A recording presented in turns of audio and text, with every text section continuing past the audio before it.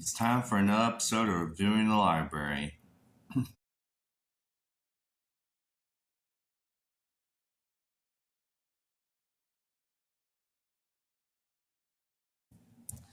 Okay, I just finished Jaws yesterday, and I was, it was quite an experience. So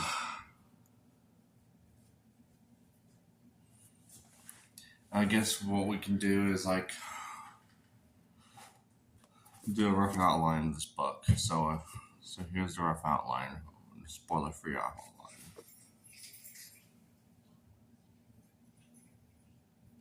Here we go. So the book talks about takes place in a beach resort town called Amity, and there was this big great white shark traumatized in the ocean in the ocean on the beach shores, like next to the beach shores, the ocean, and it's terrorizing the residents. So they have three men to go kill it, basically.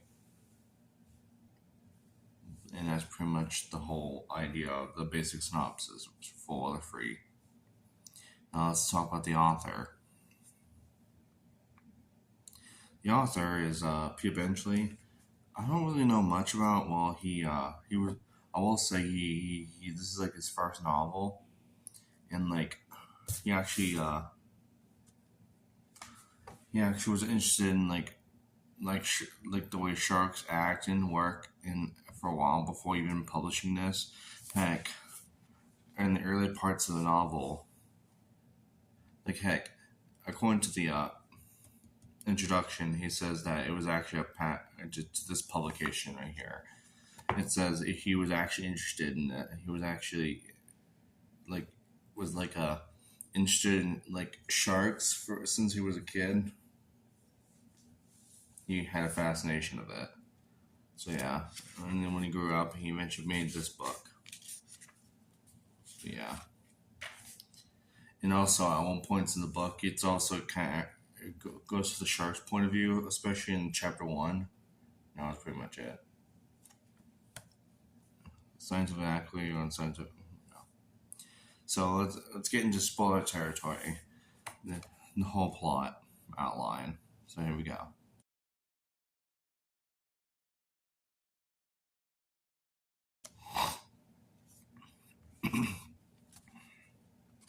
So one night.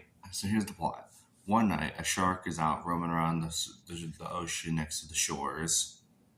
Then one woman named Christy goes decides to go do skinny dipping in the ocean.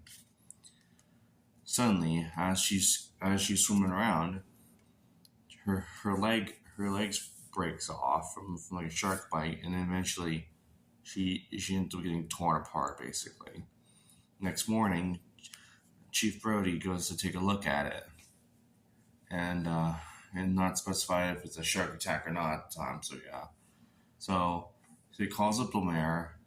So if he wants to close the beaches, and the mayor's like, no, don't, or your ass is in trouble.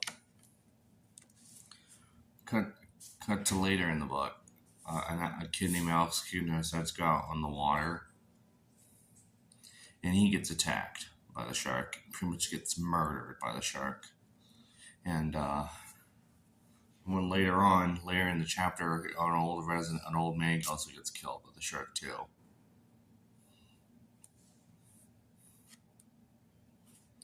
And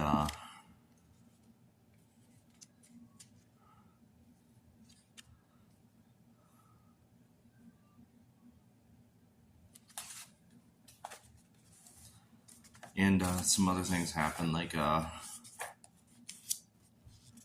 they mentioned, Hooper, who is also researching the shark, and he also finds out it's of a great white.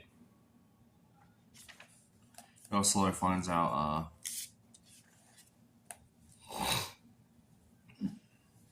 actually go. There's a point that they go inside, go in the ocean, check a ship, or like a sunken ship, and find a tooth out there.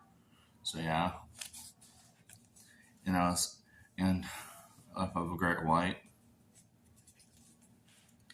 and here's a part that takes up part of most of part two of this book. There's a whole subplot involving an affair with Brody's wife Ellen and Matt Hooper.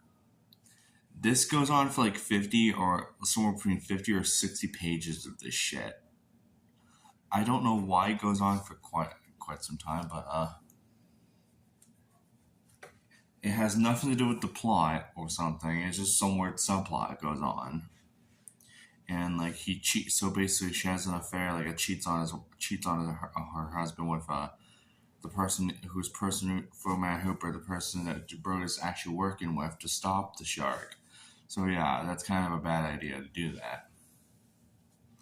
Anyways, later, he's playing because they want to close the beaches on 4th of July because of the shark. And the mayor's like, no, don't do it, don't do it, don't do it.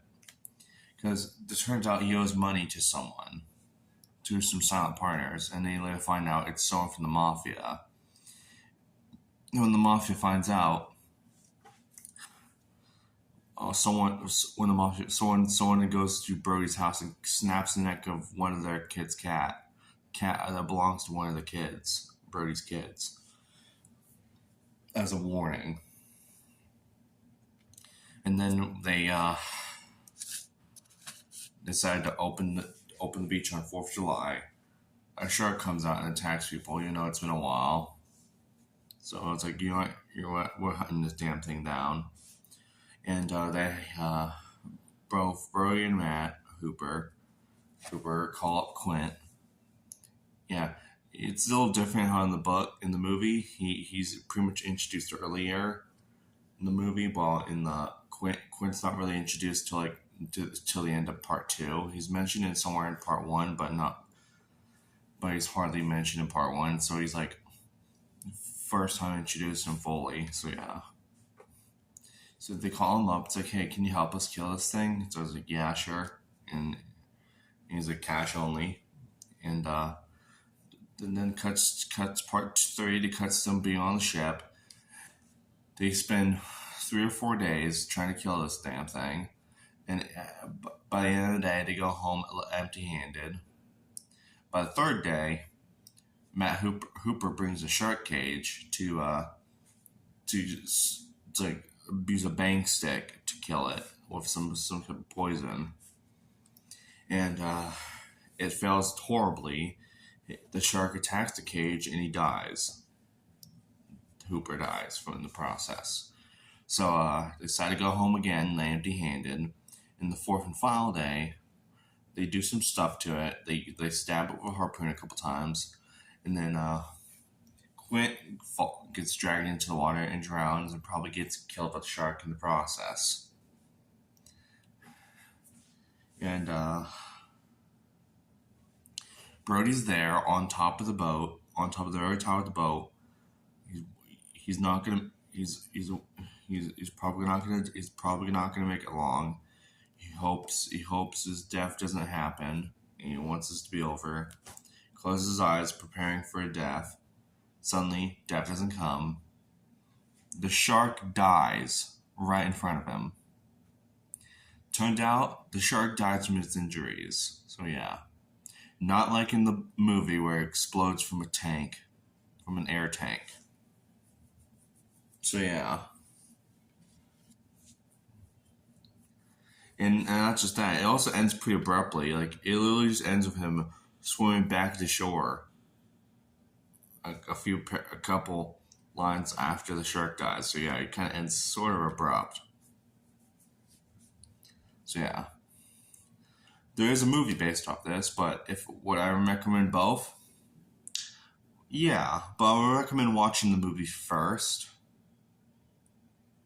because it's not as hell on you to read this, because like, especially the subplot might confuse you if you watch the movie first, but just just like I did before during my reading of this, but do persevere some, do some persevering, and you'll eventually do it. So yeah, that's my review of Jaws. I give it. I think this is my first decimal style score, but I'm giving it I'll give it a 7 out of 10. That's it. Peace.